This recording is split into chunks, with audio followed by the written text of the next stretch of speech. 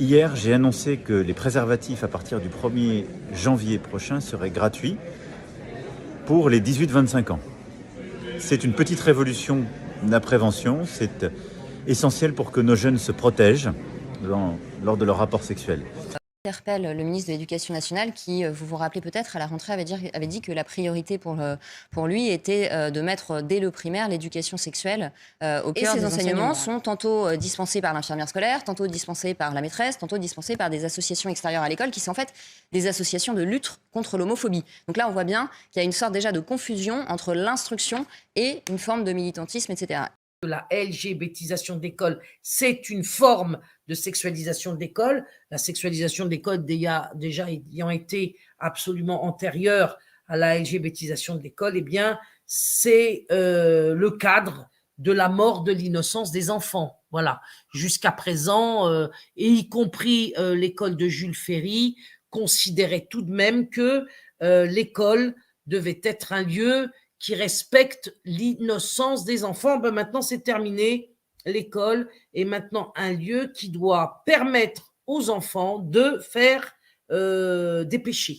Plainte de la part de parents qui nous disent que voilà, en CM1, des enfants 9-10 ans, au cours d'un atelier pédagogique, sont sortis complètement traumatisés, se bouchant les oreilles, disant « je ne veux plus retourner à l'école », parce que l'infirmière scolaire qui se chargeait de l'atelier ce jour-là leur a expliqué que, je cite, et je m'excuse pour les personnes sensibles, « pour le plaisir, une fille du garçon, 9 ans. Le garçon la fille et peut quelque chose, il a essayé de du garçon. » L'objectif affiché par le ministre de l'Éducation nationale était de lutter contre les abus sexuels, puisqu'on sait que les chiffres officiels rapportent un enfant sur 10, soit 3 enfants par classe, victimes d'abus sexuels. Évidemment, c'est beaucoup plus, puisque tous ceux qui sont atteints d'amnésie traumatique ne parlent pas. Que des enfants soient sensibilisés à la tolérance sur le plan sexuel est une bonne chose. C'est ce que j'ai dit, oui. Bien évidemment. Et que dès le plus jeune âge, ils apprennent que l'orientation sexuelle, au fond, tu ne la décides pas, mais elle s'impose à toi. L'éducation civique et morale, vous protégez de la discrimination. C'est différent de la citation « on peut changer de sexe, prendre des médicaments pour bloquer la barbe et les poils » à 9 ans. Primaire, voilà, et que tu peux être attiré lorsque tu es un garçon par des filles ou tu peux être attiré par des garçons, et c'est important qu'ils le sachent et qu'ils le comprennent. Mais bien sûr, voilà. mais d'ailleurs... Alors, écoutez, sur la PMA, la GPA, le mariage pour tous ces sujets sociétaux, je suis à 100% pour. Avec la fin de la campagne électorale. On avait envie parfois de défendre cette identité française, ses mœurs, ses coutumes, ses habitudes. Bruno Le Maire vient de publier un nouveau roman et vous vous demandez si c'est le bon moment pour un ministre de l'économie de sortir un livre de fiction. Il s'agit cette fois-ci d'un roman psychologique, historique, érotique. Bref, aucune urgence à le publier maintenant, en pleine crise sociale. Ah mais oui, c'est exactement de contes qu'a besoin la France maintenant.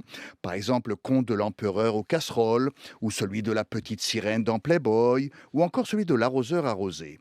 C'est l'histoire d'un gouvernement qui impose une réforme injuste pour rassurer les marchés financiers. Interdire les plans à trois, on va pas interdire l'infidélité, on va pas interdire le polyamour, les troupes.